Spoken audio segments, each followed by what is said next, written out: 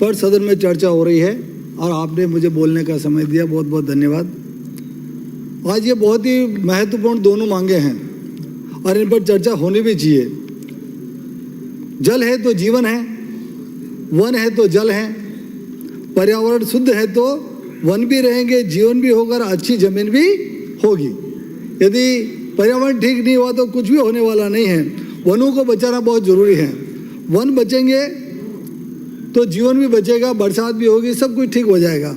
लेकिन मैंने पिछले 5 सालों में ये देखा, जितने जंगल, जितने वन, जितने पेड़ पिछले 5 सालों में काटे गए, शायद मेरे जीवन में कभी भी इतने पेड़ नहीं काटे गए, उतने पेड़ पिछली सरकार में कटे और इतने पेड़ कटे जिसकी कोई सीमा नहीं रही, कोई देखने वाला नहीं था।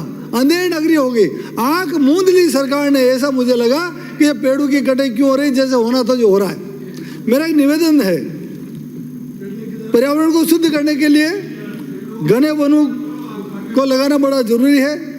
पर्यावरण को खतरा पहुंचाने वाले उद्योग धंधे जितने भी हैं, माननीय पर्यावरण मंत्री जी, आपसे आग्रह है मेरा कि ये जो पर्यावरण को दूषित करने वाले जितने भी उद्योग धंधे हैं, जो जीवन नहीं बचा सकते हैं, जमीन नहीं बचा सकते हैं, जल को ठीक नहीं रख सकते हैं, और यहाँ तक कि उस जिंक में काम करने वाले, दरिबा के अंदर जो काम करने वाले, चंद्रिया में काम करने वाले जितने भी मजदूर हैं, उनके ब्लड के अंदर लेड की मात्रा अधिक होने से उनकी असमय मौत हो जाती है। मैंने बार बार कई वर्षों से यह मामला उठा रहा हूँ, लेकिन मुझे लगता है कि अधिकारी मिले हुए हैं, जिंक का सारा मैनेजमेंट मिला हुआ है, रिपोर्टिंग गलत आती है, लोगों का स्वास्थ्य का परीक्षण होना चाहिए, वो परीक्षण होता नहीं है। ब्लड के अंदर, माननीय सभापति महोदय आपसे आग्रह करना चाहूँगा, ब्लड के अंदर हमारे सबके लोगों के ब्लड में लेड की मात्रा 10 माइक्रोग्राम से अधिक नहीं होनी चाहिए। लेकिन जिंक के आसपास के 40 गाँव में जहाँ का वातावरण ही दूषित हो गया, जल दूषित हो गया, जमीन दूषित हो गई, वहाँ के मजदूरों में और वहाँ के लोगों में, उनके जीवन में, उनके ब्लड में 50 माइक्रोग्राम से भी ज़्यादा ब्लड में लेड की मात्रा है।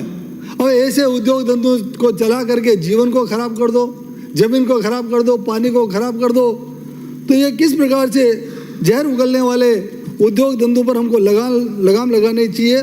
मैं उद्योग धंधों को बंद कराने के पक्ष में कतई नहीं हूँ। उद्योग धंधे भी चलने चाहिए, रोजगार भी मिलना चाहिए, लेकिन ऐसे उद्योग धंधे जो जीवन को ही नष्ट कर दे, उस उद्योग धंधे की कोई आवश्यकता नहीं हो सकती है। क्या जहरीले पदार्थ उगलने वाले उद्योग धंधे जल, जीवन, हवा को शुद्ध रख पाएंगे? ये कतई नहीं ऐसा करने वाले हैं और ये जीवन को खराब करेंगे। मैं निवेदन करना चाहूँगा, मेरे विधानसभा क्षेत्र में, मेरे पूर्व के विधानसभा क्षेत्र गंगराल में पहले मेरे पास चंद्रिया था, हिंदुस्तान जिंक लिमिटेड चंद्रिया। अब मैं कपासना आ गया हूँ तो दरिबा आ गया वापस, और वहाँ की हालात इतने खराब है। आसपास के 40 गाँव के अंदर वहाँ के फसलें खराब हो जाती है, हवा खराब, पानी खराब, जमीन खराब, जीवन खराब। ये खराब ही खराब करने का काम हिंदुस्तान जिंक में होने वाला है। और ब्लड की मात्रा अधिक होने से गंभीर बीमारियों से लोग ग्रसित हो गए। हाल ही में भी 2 दिन पहले, परसों के दिन की घटना है, भगतपुरा गांव का एक कालूराम जाट, जिसको 6 महीने पहले हिंदुस्तान जिंक ने कंपल्सरी रिटायरमेंट दे करके उसको कहा तुम घर जाओ, क्योंकि उसके गुर्दे की बीमारी हो गई, वो काम नहीं कर सकता था और उसके ब्लड के अंदर लेड की मात्रा ज़्यादा हो गई, तो उन्होंने कंपल्सरी रिटायरमेंट दे करके उसको घर भेज दिया और अब अभी 2 दिन पहले ही उसकी मौत हो गई। मैं निवेदन करना चाहूँगा, हिंदुस्तान जिंक के द्वारा जो अपशिष्ट पदार्थ निकल रहे हैं मिट्टी के, वहाँ आप जाकर के देखोगे, यानी इस विधानसभा से भी बड़े बड़े पहाड़, मिट्टी के पहाड़ लगे। मैंने कहा ये एक अरावली की नई श्रृंखला बन गई है यहाँ पर, 50 की संख्या के अंदर। माननीय पर्यावरण मंत्री जी, आप जाकर के देखें वहाँ पर दरिबा में और चंद्रिया में कि किस प्रकार से पहाड़ बने हुए हैं। और जब बरसात होगी तो वहाँ बरसात के साथ वो पानी और वो मलबा बह करके सड़कों के ऊपर आएगा। जब सड़कों पर आ जाएगा तो वो जहरीले, हमारे खेत खराब हो जाएंगे, फसलें खराब हो जाएगी, हवा के कारण जल जीवन नष्ट हो रहा है। मेरा आपसे आग्रह है कि इस समस्या से निजात दिलाने के लिए हमारे को ये इस परेशानी का सामना झेलना पड़ रहा है। नदियाँ खराब हो गई, तालाब खराब हो गए, कुएं और ट्यूबवेल, मैंने देखा, आपसे पहले कहा था, जब हम पिछली बार थे तब मैंने कहा था कि मैं गांव में गया, सोमटो का खेड़ा गांव में गया और वहाँ उन्होंने कहा सब चाय बनाते हैं। मैंने कहा तुम्हारे पानी की समस्या है, उन्होंने कहा इसीलिए तो आपको बुलाया। तो पानी और चाय को मिलाया और उसके ऊपर रखा, स्टोव के गैस के ऊपर, और दूध बढ़ गया। और ये समस्या क्यों है कि इसके अंदर दूध में भी लेड की मात्रा ज़्यादा हो गई और चारे में भी लेड की मात्रा ज़्यादा हो गई। मुझे 5 मिनट देंगे तो अच्छा लगेगा सर। 8 मिनट। हाँ हाँ, करना पड़ेगा। मैं रावत साहब का धन्यवाद देना रह जाएगा मेरा नहीं तो मैं निवेदन करना चाहूँगा कि वहाँ पर ग्राउंड वाटर इतना खराब हो गया जिसकी कोई सीमा नहीं है, और वहाँ पर अशुद्ध पानी पीने के कारण गर्भपात भी गिरते हैं और बांझपन की समस्या भी बनी हुई है। लेड में ये कैडमियम की मात्रा, हेवी मेटल्स उसमें है, कैडमियम, निकल, लेड, इस प्रकार से ये। और मैं निवेदन करना चाहूँगा, यदि वहाँ का पानी शुद्ध होता तो हिंदुस्तान जिंक दरिबा के अंदर काम करने वाले जितने भी अधिकारी और मजदूर हैं वो मेरे वहाँ से मातृकुंडा डैम से पानी लाते हैं, लाइन बिछा करके वहाँ से पानी ला करके वहाँ से पानी पी रहे हैं। मेरा एक निवेदन था, अभी आज सुबह मैंने एक प्रश्न पूछा था विधानसभा के अंदर, उसको मैंने बड़े जतन किए लेकिन मेरा नंबर नहीं आया। अभी आपने सुबह, मैं निवेदन करना चाहता हूँ पर्यावरण मंत्री जी, आप इस जिंक के जांच के लिए कोई ऐसी कमेटी बनाने का आश्वासन आपने देना था, लेकिन प्रश्न में आया है। मेरा एक आग्रह है, वहाँ के जनप्रतिनिधियों को साथ में रखाएं, वहाँ के विधायक, वहाँ के एमपी, वहाँ के चेयरमैन, वहाँ के प्रधान, उन सबको उस कमेटी के अंदर आप रखें, तब जाकर के लीपापोती नहीं होगी। और मैं निवेदन करना चाहता हूँ, बड़ी तकलीफ है मेरे मन में कहते हुए कि ये जितना भी पर्यावरण डिपार्टमेंट जितना भी है आपका, ये सारे अधिकारी मिले हुए हैं और ये अधिकारी नीचे के कर्मचारियों को कहते हैं, लैब वालों को, कि तुम जैसी हम रिपोर्ट चाहें वैसी रिपोर्ट तुम बना करके दोगे। मैं उनका नाम तो नहीं लेना चाहता उस अधिकारी का, जो मैनेजमेंट कमेटी के सेक्रेटरी है, क्या है मैं नहीं जानता। उन्होंने नीचे के कर्मचारियों को कहा कि जैसा हम चाहें वैसी रिपोर्ट दीजिए, क्योंकि उनका मैनेजमेंट हो रखा है, कनेक्शन है ऐसा। इस कनेक्शन के लिए मैं चाहूँगा कि ऐसी कमेटी बना करके आप दें। मैं धन्यवाद देना चाहूँगा इरिगेशन के लिए, 2 मिनट बोलूँगा।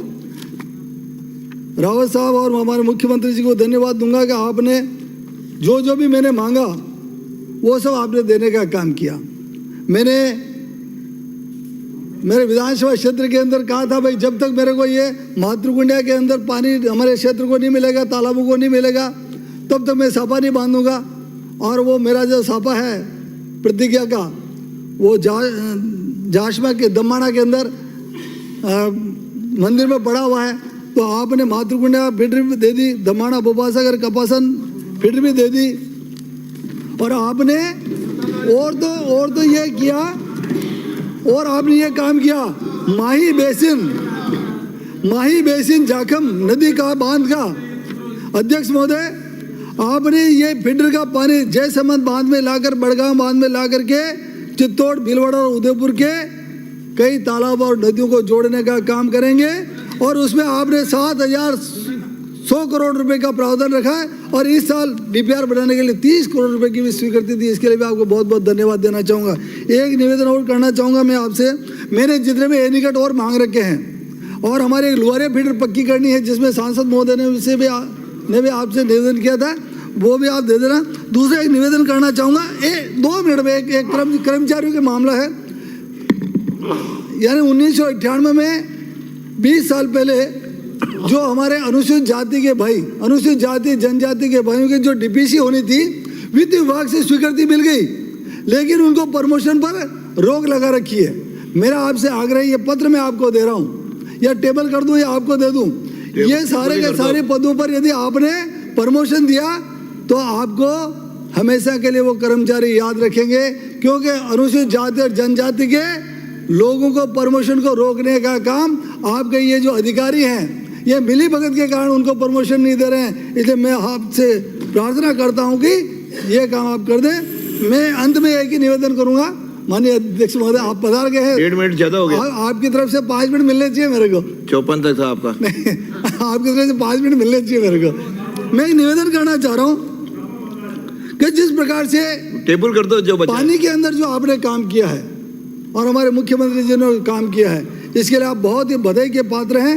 और मैं जल्दी से जल्दी चाहूँगा कि ये सारी की सारी योजनाएं स्वीकृत, इनके टेंडर लग करके धरती पर उतर जाए।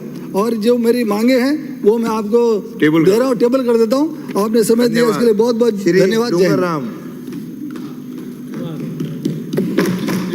धन्यवाद अध्यक्ष महोदय, आपने मुझे मांग संख्या 42 और 45 पर बोलने का अवसर दिया।